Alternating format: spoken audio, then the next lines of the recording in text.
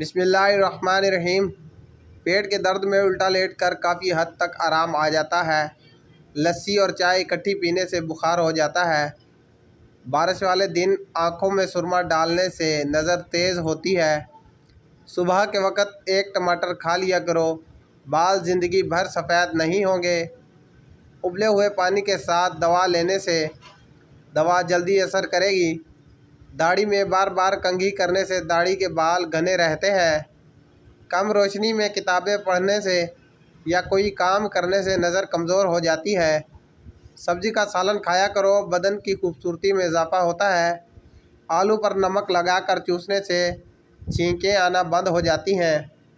کیلے کے چھلکے چہرے پر لگائیں، چہرہ ایسا چمک اٹھے گا کہ کبھی کریم لگانے کی ضرورت نہیں پڑے گی۔ سفید پیاز کا رس بالوں میں لگانے سے بال گرنا بند ہو جاتے ہیں اور سر کی خشکی دور ہوتی ہے۔ اگر آپ چاہتے ہو کہ آپ کی ٹانگیں ہمیشہ مضبوط رہیں تو زیادہ سے زیادہ پیدل چل لیا کرو۔ کھانا کھا کر فوری سو جانے سے پیٹ پھول جاتا ہے اور چربی میں اضافہ ہوتا ہے۔ مرد کے لیے سر اور داڑھی کے بالوں میں اور خواتین کے لیے سر کے بالوں میں سیاہ رنگ کے علاوہ کسی اور رنگ کا خطاب لگانا جائز ہے، لیکن خالص کالے رنگ کا خضاب لگانا گناہ ہے۔ احادیث مبارک میں اس کی ممانعت اور سخت وعید آئی ہے۔ چنانچہ ابو داؤد شریف کی روایت میں ہے، حضرت عبداللہ بن عباس رضی اللہ تعالیٰ عنہ ارشاد فرماتے ہیں، جب نبی کریم صلی اللہ علیہ وسلم نے فرمایا، آخری زمانے میں کچھ لوگ ہوں گے جو سیاہ خضاب لگائیں گے جیسے کبوتر کا سینہ، ان لوگوں کی جنت کی خوشبو بھی نصیب نہ ہوگی۔ دوپہر کو کلولا کرنے یعنی تھوڑی دیر سونے سے عقل بڑھتی ہے۔ جن عورتوں کو تھوڑا سا کام کر کے پسینہ آ جائے، ایسی عورت صبح کے وقت کاجو کھائے۔ سیب دل کی کمزوری کو دور کر دیتا ہے۔ اگر بھوک کی کمی کا مسئلہ ہو تو انگور زیادہ کھایا کرو۔ حافظے کو بہتر بنانا ہے تو تھوڑی سی کالی مرچ اور 3-4 بادام لے لیں اور نہار منہ کھائیں۔ کچھ ہی دنوں میں قوت حافظہ تیز ہو جائے گی۔ جلد کی خوبصورتی کے لیے بادام کا تیل میں وٹامن اے اور بی پایا جاتا ہے، جسے چہرے پر لگانے سے جھریاں دور ہو جاتی ہیں۔ اس تیل سے آپ اپنے چہرے پر رات کو مساج کریں اور سو جائیں۔ صبح اٹھ کر چہرہ نارمل طریقے سے دھو لیں، اس سے چہرے کی چمک واپس لوٹ آئے گی۔ وہ لوگ جن کے معدے میں تیزابیت بہت زیادہ ہو جاتی ہے، ان کو چاہیے کہ تازہ کھیرا کا رس خوب استعمال کریں۔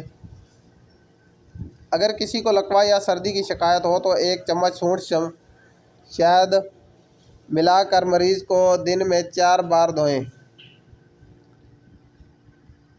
جو لوگ بالوں میں کنگھی بہت کم کرتے ہیں، ان کو بال زیادہ جھڑتے ہیں۔ روزانہ صبح اٹھ کر دار چینی کی مہک سونگھنے سے انسان کا دماغ تیز ہوتا ہے۔ جو بچے دانت نکال رہے ہوں، ان کو کشمش باریک پیس کر شہد میں ملا کر چٹانے سے انہیں دانت نکالنے میں تکلیف نہ ہوگی۔ اگر آپ دائیں کروٹ لیتے گے تو آپ جلدی سو جائیں گے۔ کھیرے کا جوس جلد کو تر و تازہ اور جوان رکھتا ہے۔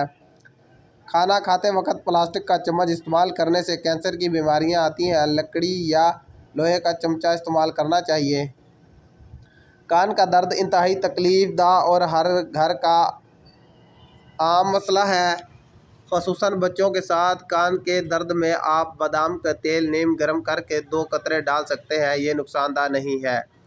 نظر کی کمزوری دور کرنے کے لیے روزانہ رات کو سورج مکھی کے بیج کھائیں۔ لیموں کا رس اور گلیسرین ہم وزن مکس کر لیں، ایک بوتل میں بھر کر ٹھنڈی جگہ پر رکھ دیں۔